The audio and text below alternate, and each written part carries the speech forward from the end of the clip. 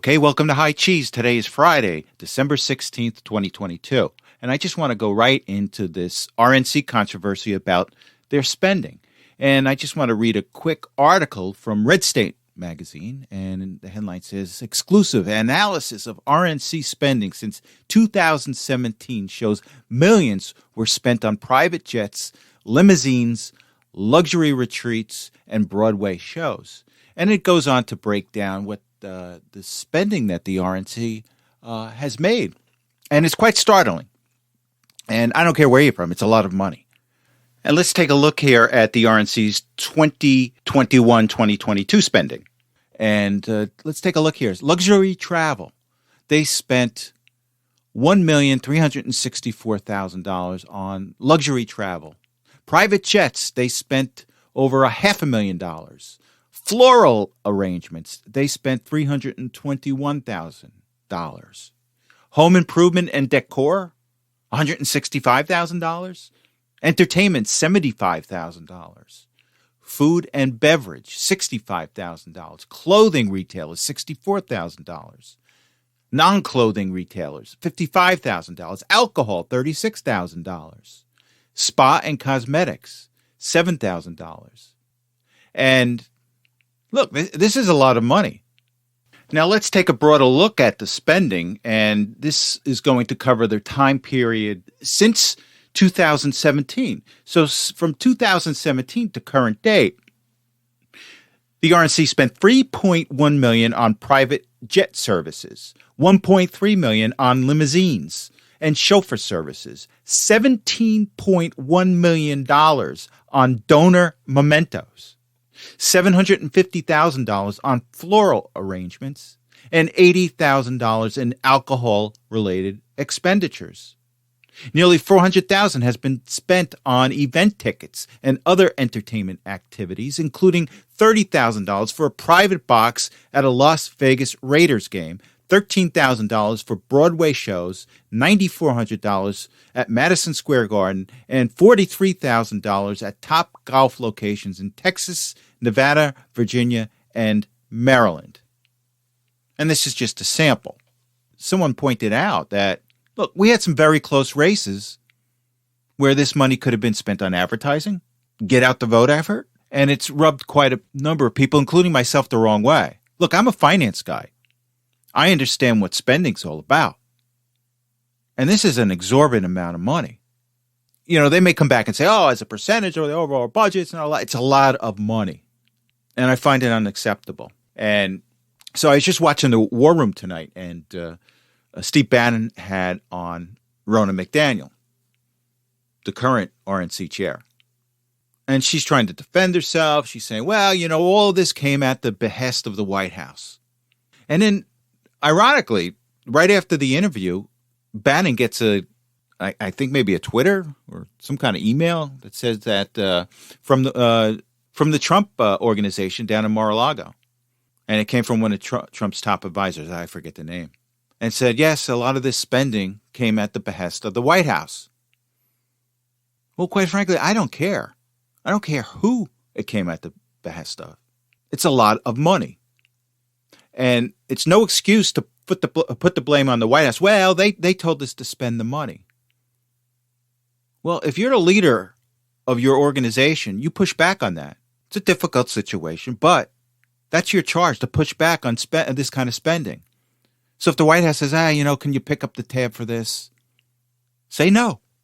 It's not about currying favor all the time. It's about running an organization. And you look at the MAGA people, they look at these numbers and they say, wait a second, this doesn't represent me. And they look at Ronna McDaniel, she doesn't represent me. People look at her uncle, Mitt Romney. He doesn't represent me. So this kind of spending is all foreign to MAGA. And whether the White House at the time requested this spending from the RNC or not, they've got to push back on it. It's clearly unacceptable. And again, it's another reason that we need a leadership change at the RNC. We need somebody to push back and say, no, we don't need somebody that's going to try to curry favor with those people in charge, because look where it got us. The legacy Republicans undermined the MAGA candidates in Pennsylvania, Georgia, Arizona, And people are going to say, "Oh, you don't understand what the what the RNC is all about." No, we understand what the RNC is all about, and that's where we have reservations about making donations to the RNC. At least I did. I got hundreds of phone calls and emails over the past 6 months, and I was saying, "Look, I'm not donating to the RNC," and I think there's a lot of people out there that feel the same way because I don't know where the money's going. Is it going to support the right candidates? And that was my position. But now I look at this spending. It's like it's wasteful spending. And again, I don't care if the White House told you to spend this money. Say no. So we'll see on this. Again, my position is we need a change at the RNC. We need a leadership change. And again, call your state chairs and let them know that you want to see a change in the leadership at the RNC. So we shall see. Okay, let me just give you the latest and greatest on the Twitter files that are being dumped by Elon Musk. And here's what we know so far. We do know that Twitter interfered with the election. And the question is whether it is criminal or not. And there are some attorneys that will tell you that it's not, and there are some attorneys that tell you that it is. To interfere with an election is quite criminal. And we do know that the executives at Twitter spent more of their time trying to interfere with the election than anything else. So they suppressed Hunter Biden, among other things. They suppressed Hunter Biden's laptop story from the New York Post. And we do know that the executives were working in tandem with people from the DNC. So we're going to have to find out. Time is going to tell whether these are criminal actions because Twitter's a private company, whether they could do what they did. But here's the question. The question is, did they interfere with the election? Now, we all know that they did. And is there legal justification to pursue actions against these executives?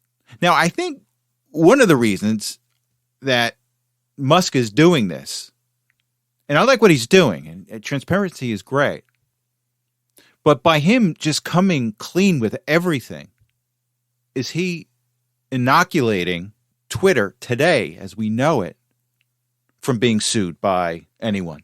Now, I don't know what the legal ramifications are going to be, but, is Musk now going to say, hey, look, don't sue Twitter now. It wasn't under the current management. We came clean with everything. It's under the old executives. We got rid of them. So don't sue us. Go after the executives. And that may happen. We'll see.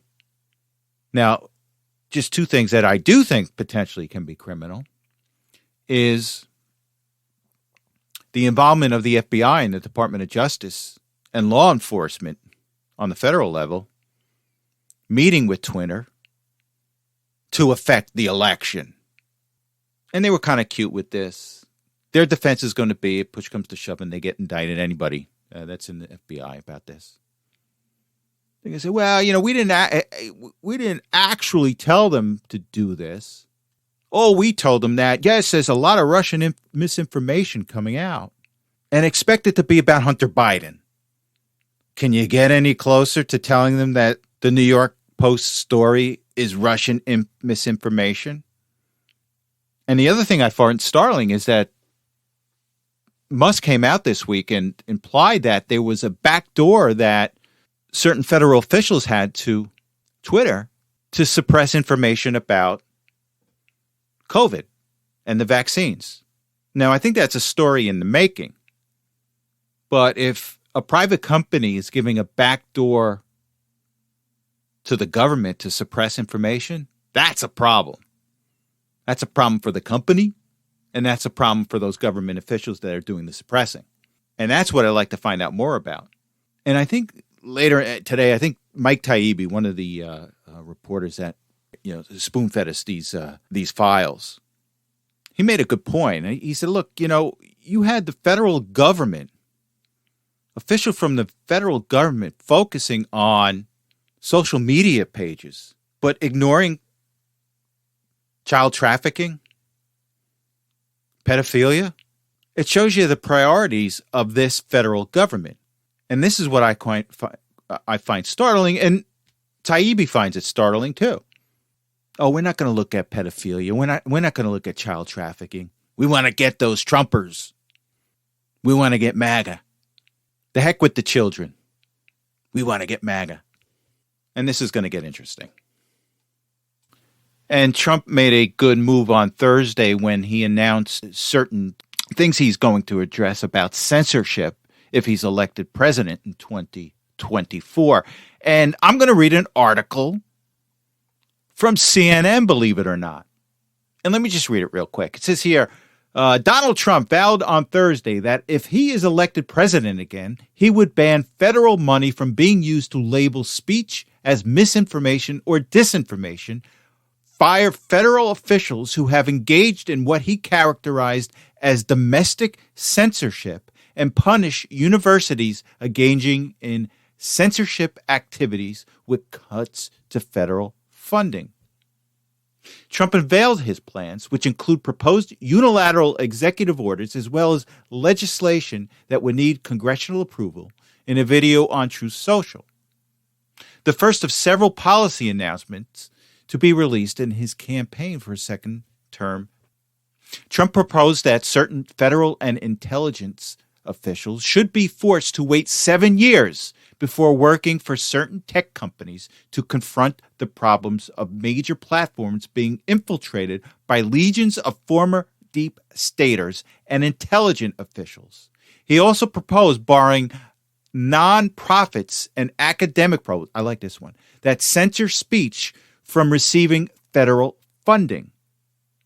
Trump said universities found to have engaged in certain activities, such as flagging content for removal, should lose access to federal research and federal student loan support for a period of 5 years or more. He also pushed to revise the Section 230, which currently gives legal protection to tech companies and allows them to moderate content. So this is good.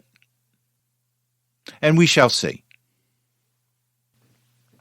Well, the Consumer Price Index came out this week, and we had a year-over-year increase of inflation at 7.1%.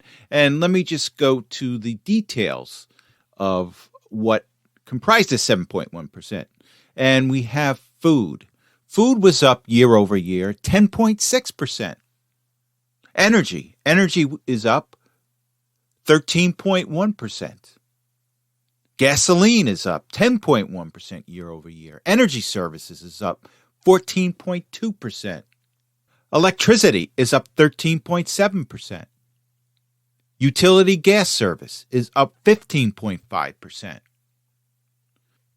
New vehicles up 7.2%. Used cars and trucks down 3.3%.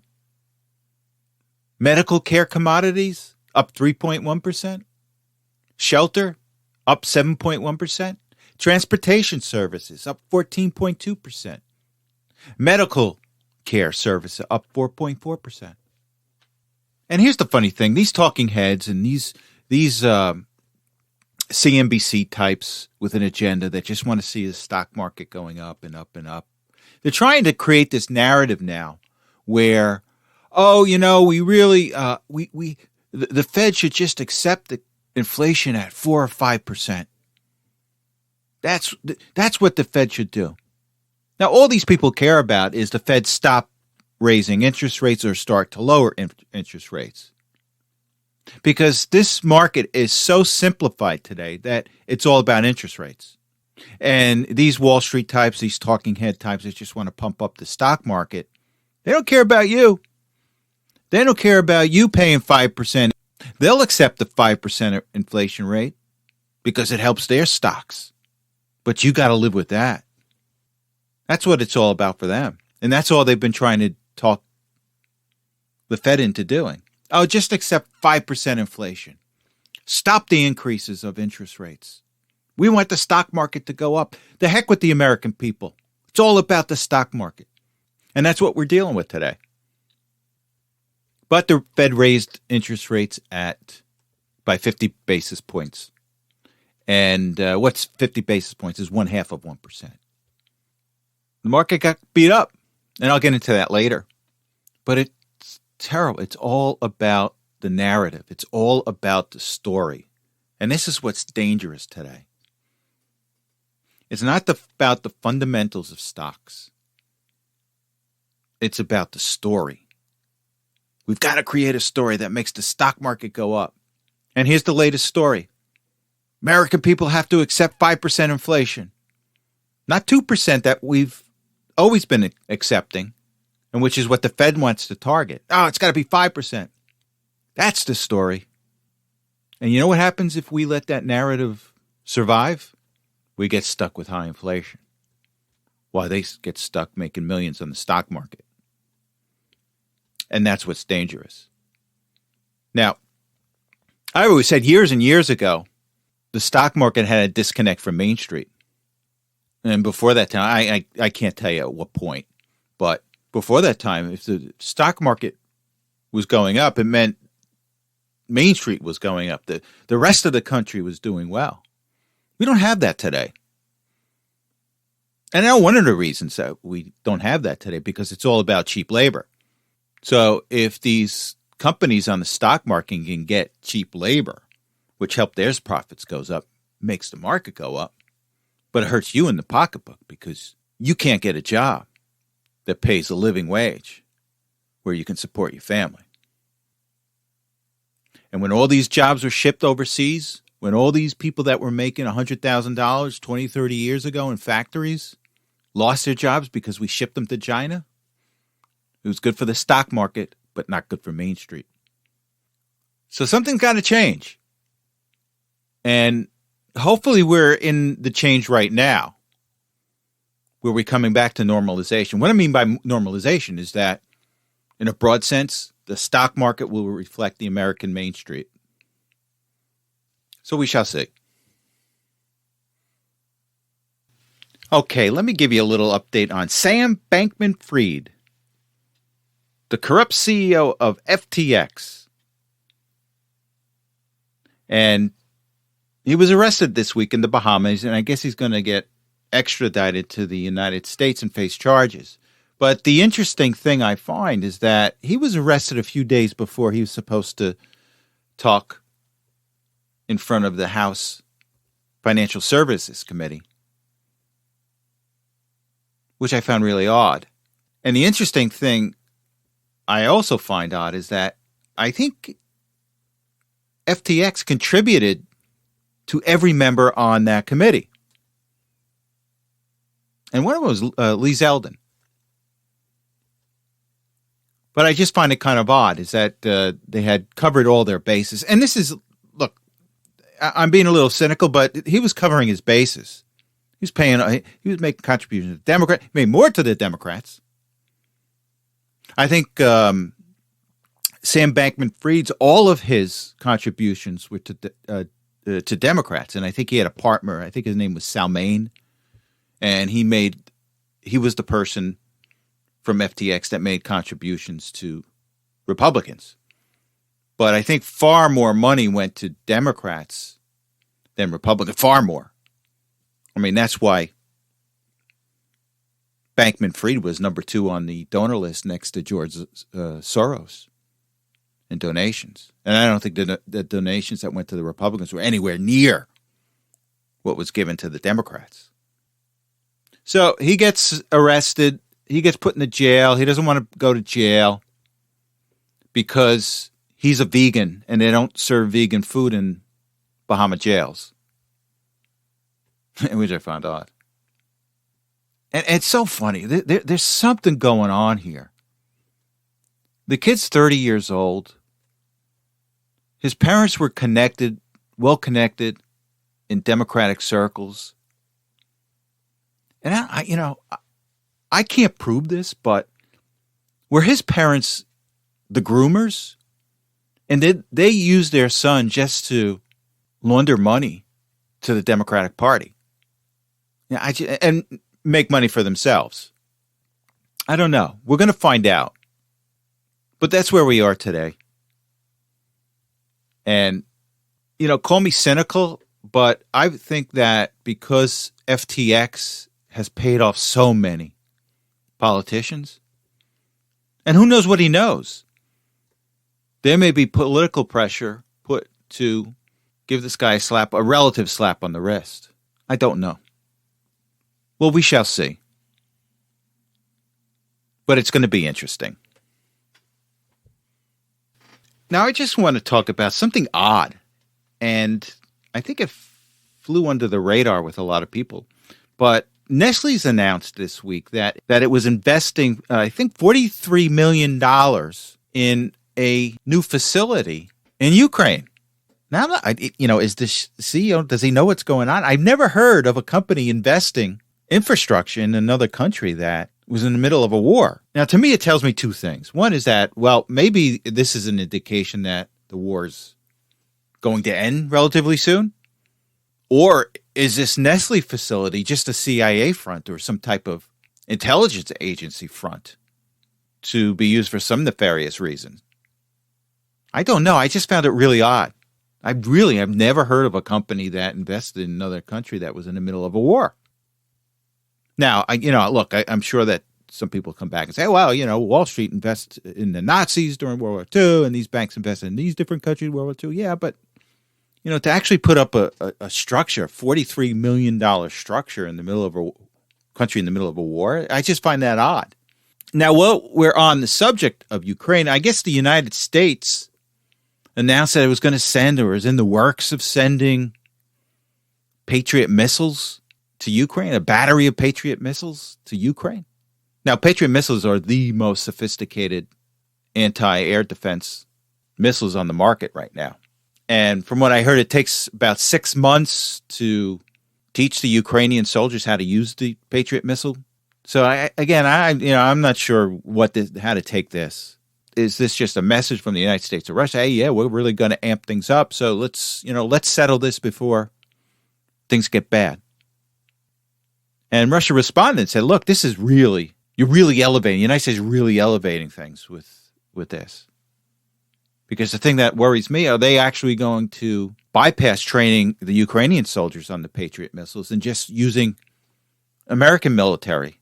Now, if that's the case, you now have boots on the ground in Ukraine. And it just escalates things. So who knows with this? And the one thing, I heard a report, I'm not sure that it's true, but I heard a report that the Ukrainian First Lady was in Paris doing some fundraising for the Ukrainian effort. And in the middle of this fundraising effort in Paris, she spent an hour or two, and she spent 40,000 euros on clothing and other items. Now, I hope it's not true, because if the Ukrainian people find out about this, and it is true, this is a problem. I, as an American, have a problem with it too. We're funding all this war machine, and we're funding the Ukrainian government, and the First Lady of Ukraine is out spending 40,000 euros in Paris. Well, I'll look more into that, and we shall see. Now, I think it was 3 or 4 episodes ago, I had mentioned that one thing we have to watch out for with the Democrats, they love to get ahead of the curve on certain things in a way to cheat Americans out of elections. And I had warned everyone that we have to be on the lookout for ranked choice voting. But to my surprise, it's Republicans that are pushing this. I just read an article where Secretary of State Raffensperger in Georgia is going to propose to the state legislature to switch from binary voting to ranked choice voting. Now, from what I hear is that the legislature is not going to take it up, but I just find it really ironic that right now it's not coming from the Democrats, it's coming from Republicans, a legacy Republican. So again, this is a tactic now of legacy Republicans to prevent MAGA candidates or non-legacy Republican candidates. So I just find it funny and ironic. But anybody that is listening in Georgia, call your state house, call your state reps, and make your voices heard. So it looks like the California Commission on Reparations for African Americans is going to recommend, I think, giving $223,000 to every Californian that can show that he or she has roots to slaves. I'm not quite sure how that's going to work. And that's why I don't think that this whole thing is going to. I'll be very surprised if California goes through it. I think the cost is over $500 billion. But you never know. They're Democrats. They're Democrats, and Gavin Newsom, the governor, is thinking about running for president. So a guy like that's capable of doing anything. But let me just tell you about reparations. This country has already provided reparations to African Americans. First was with the Civil War, when hundreds of thousands of Americans died to help free the slaves. And secondly, the Great Society program in the mid to late 60s, early 70s, where Americans spent billions and billions of dollars on programs that predominantly benefit African Americans on a percentage basis. So we've already had reparations for African Americans, and it was paid for with the blood of Union soldiers fighting for the freedom of the slaves, and then the billions and billions of dollars that was put into these Great Society programs. Now, while we're talking about making these type of things transactional, oh, we're going to pay you money, we did you wrong, we're going to pay you money. Now, what I'd like to do is get a list of all these African Americans that received reparations, and I want to do a family history search to see if any of my predecessors fought in the Civil War on the side of the North. And if I was really cynical, I would send a bill to every one of those African Americans that received reparations, says, hey, give me some of that. My forefathers saved your forefathers. So anything that you get, you owe me some of it. And that's how cynical we're getting with this talk of reparations. Now, the other thing, too, is I think there's a lot of these African-American talking heads, extremely liberals, that don't want reparations in the sense that it takes a little bit of their power away. Because with reparations, you probably will have closure on this whole issue of how African-Americans have been hurt. And they have been. But these talking heads and these African-American talking heads with their agenda, they suddenly lose that because they got to keep this whole America is bad, America is racist thing going because it makes money for them. So now with reparations, you take that away. I don't think they want that. That's not good for their business. So we shall see. I want to read an interesting article from the Kaiser Family Foundation. And the headline says here, opposition to school vaccine mandates has grown significantly, study finds. And it says here, for generations of most American families, getting children vaccinated was just something to check off on the list of back-to-school chores. But after the ferocious battle over COVID shots of the past 2 years, simmering resistance to general school vaccine mandates has grown significantly. Now, 35% of parents oppose requirements that children receive routine immunizations in order to attend school, according to a new survey released Friday by the Kaiser Family Foundation. It says here, throughout the pandemic, the Kaiser Foundation, a nonpartisan healthcare research organization, has been issuing monthly reports on changing attitudes toward vaccines. The surveys also showed a growing political divide over the issue, and the latest study indicates that divisions now extend to routine childhood vaccinations. 44% of adults who either identify as Republicans or lean that way said in the latest survey that parents should have the right to opt out of school vaccine mandates, up 20% from pre-pandemic polls. Now, that's significant. And again, this is stemming from parents taking back their kids from these government-run indoctrination centers. And it's also the benefit of them actually doing more research on vaccines and understanding that there is a risk. So this is good news here. And as these reports come out, I'll try to keep you updated on them. Okay, let's go to the markets, and I'm going to read a quick article from CNBC. It says stocks dropped on Friday, building on their year-end sell-off as fears grow over a recession taking place as the Federal Reserve continues to raise rates. So anyway, the Dow Jones Industrial Average lost 281.76 points, or 0.85%, to 32,920.46. The S&P 500 fell 1.11% to 3,852.36. Meanwhile, the tech-heavy Nasdaq Composite declined 0.9% to 10,705.41. The index has notched a second consecutive week of losses.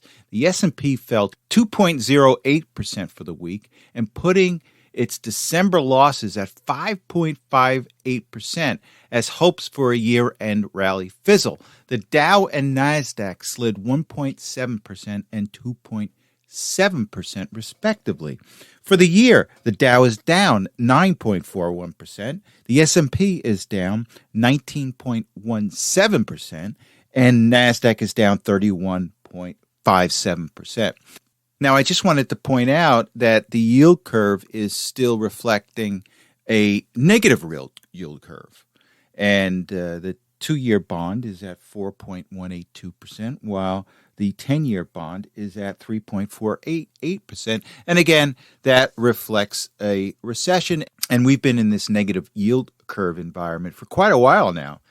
You know, all indications are that we are going to go into a deeper recession. And we'll talk later in a later episode about what we can look forward to in 2023. So with that said, you have a good week, and I will talk to you next Saturday. Thanks for listening.